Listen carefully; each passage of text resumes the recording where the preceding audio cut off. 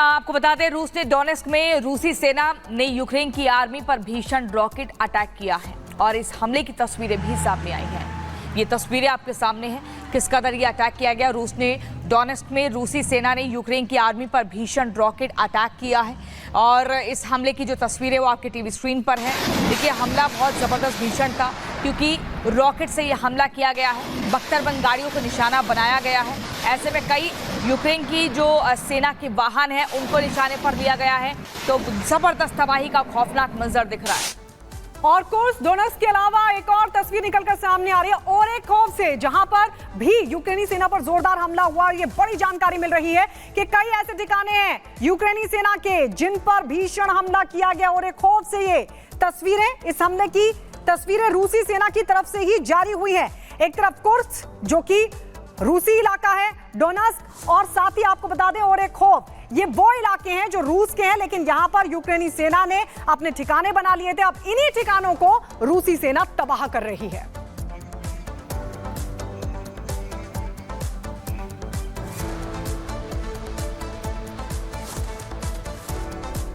तो देखिए, लगातार आपको तस्वीरें दिखा रहे हैं, बता रहे हैं कि कुर्स्क में किस कदर रूसी सेना घुस जाती है और उसके बाद यूक्रेन की सेना पर हमला करती है, कई बख्तरबंद गाड़ियों को अपने निशाने पर लेती है। तबाही का मंजर तस्वीरों में साफ तौर पर गायत्री दिख रहा है। लेकिन आपको बता दें, दरअसल हाल ही में जिस तरीके से प्रधानमंत्री नरेंद्र मोदी वहां पर पहुंचे थे, ज़ेलेंस्की से उन्होंने मुलाकात की थी यूक्रेन में, और जब तक प्रधानमंत्री मोदी वहां पर रहे रूस ने कोई हमला नहीं किया, हमला ना करने का सीधा ऐलान कर दिया। लेकिन इसी कड़ी में अब प्रियंका, चीन दरअसल पुतिन को भड़काने की कोशिश कर रहा है। ये पूरा मसला क्या है, इस रिपोर्ट में आपको दिखाते हैं।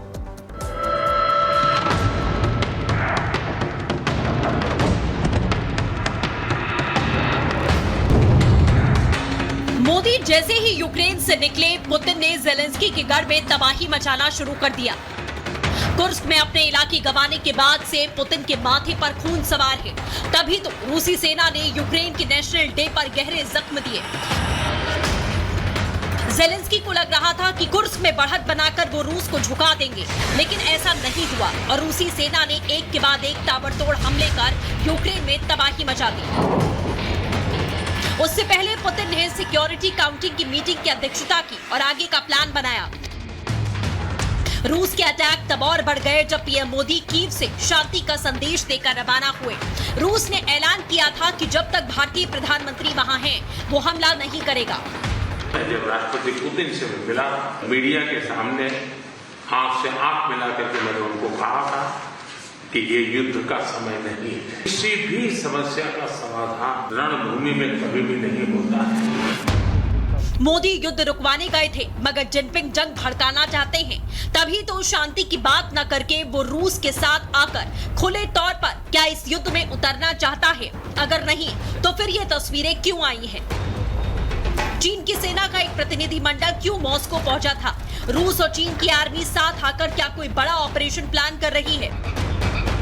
पुतिन जिनपिंग कहीं अमेरिका को निशाना बनाने की तैयारी में तो नहीं है, क्योंकि पुतिन ने चाइनीज प्रीमियर ली कीयांग से मुलाकात की थी।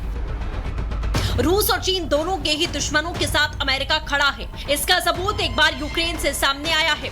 ज़ेलेंस्की की सेना ने कहा कि उसने रूस के खिलाफ कुर्स्क इलाके में यूएस ग्लाइडेड बॉम्ब का इस्तेमाल किया और खार्किव में भी कुछ जमीन वापस हासिल की। यूक्रेन ने रूस के हथियार डिपो को वोरोनेज इलाके में निशाना बनाया, ताबड़तोड़ हमले किए। नेशनल डे पर हमले जारी हैं, लेकिन दोनों ही देशों के बीच में अच्छी खबर ये भी आई है कि 100 सैनिकों की अदला बदली हुई है। यानी कि जो सैनिक बंधक बनाए गए थे उन्हें दोनों ही देशों ने डील के तहत रिलीज किया। दबाव जंग रोकने का है, ज़ेलेंस्की पर भी और पुतिन पर भी, क्योंकि जब से रूस में यूक्रेनी सेना घुसी है तब से पुतिन ट्रोल होने लगे हैं।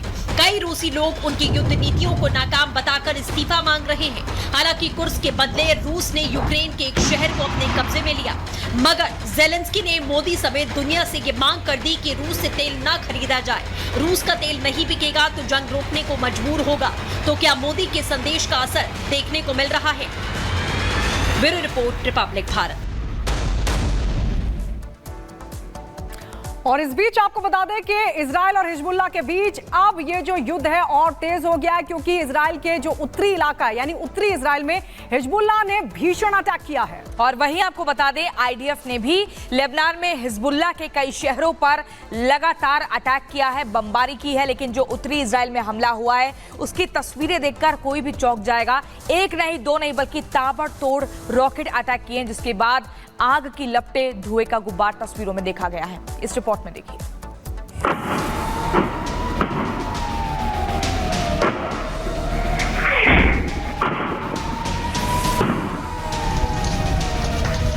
मध्य पूर्व का महायुद्ध भीषण होता जा रहा है। इजराइल हमास के खात्मे का काम कर रहा है तो उसे बचाने में लगा हिजबुल्लाह अब नेतन्याहू के खिलाफ ताबड़तोड़ हमले कर रहा है। इजरायली सेना का दावा है कि हिजबुल्लाह ने 100 से ज्यादा रॉकेट दागे। किरियत शिमोना इलाके में हमले की कई तस्वीरें सामने आई। इन हमलों के जवाब में इजराइल का दावा है कि उसने हिजबुल्लाह के 7 लड़ाकों को मार दिया। आईडीएफ ने दक्षिणी लेबनान के एक गांव को निशाना बनाया जहां तबाही के निशान साफ दिख रहे हैं। यही एक बच्चे समेत 8 लोग मारे गए। 7 नए लड़ाकों के ढेर होने की संख्या को गिना जाए तो हिजबुल्लाह के अब तक 427 आतंकवादियों को इजराइल ढेर कर चुका है। उसके कई ड्रोन भी इजराइल ने हवा में मार गिराए। इजराइल को भी हिजबुल्लाह लगातार निशाना बना रहा है। उत्तरी इजराइल की ये तस्वीरें जहां हिजबुल्लाह के आतंकियों ने एक इमारत पर रॉकेट दागे। इजराइल पर सिर्फ हिजबुल्लाह ही नहीं ईरान के गुट भी हमला कर रहे हैं। तभी तो इजराइल ने लेबनान से लेकर सीरिया तक ईरानी अड्डे बर्बाद कर दिए, क्योंकि हिजबुल्लाह ने इजराइल पर 100 रॉकेट दागे। इजराइल ने लेबनान सीरिया में बमबारी की। हमस और हमा के आसपास बने 4 सैन्य केंद्रों और आईआरजीसी के कुद्रस फोर्स और ईरान समर्थित प्रॉक्सी बलों के हथियार डिपो पर हवाई हमले किए। इसके अलावा इजरायली सेनाओं ने होम्स रिफाइनरी के पश्चिम में हिजबुल्लाह के सीरियाई सदस्यों के फ्यूल डिपो को भी निशाना बनाया। इसके अलावा मारा आन पहाड़ के दक्षिण में एक और साइट को, जो कि ईरान समर्थित रैपिड रिस्पांस ग्रुप का कमांड सेंटर था, उसे भी टारगेट किया। जब इजराइल को यह आतंकी गुट हरा नहीं पा रहे तो उसकी खींच विदेश में रह रहे यहूदियों पर निकाली जा रही है। फ्रांस में एक आतंकी हमला हुआ जिसको लेकर राष्ट्रपति मैक्रोन ने कहा, यहूदी विरोधी भावना के खिलाफ हम लड़ते रहेंगे। लड़ाई तो इजराइल भी लड़ रहा है, मगर हिजबुल्लाह उसे जख्म देने की नई साजिश पर काम कर रहा है। Bureau report, Republic Bharat. और इसी बीच अब अगली खबर अफगानिस्तान से आपको बताएंगे, जहां से बहुत ही हैरान करने वाली खबर सामने आ रही है। दरअसल तालिबान की लड़ाके युद्ध के मैदान में उतरना चाहते हैं। और तालिबान के लड़ाकों को इतनी बेताबी क्यों है, आखिरकार क्यों वो युद्ध में उतरना चाहते हैं, ये आपको बताने जा रहे हैं हम। और साथ ही आपको ये भी बताएंगे इस रिपोर्ट के जरिए कि आखिरकार ये जो बेताबी है तालिबान के लड़ाकों की, ये पाकिस्तान पर कैसे भारी पड़ सकती है।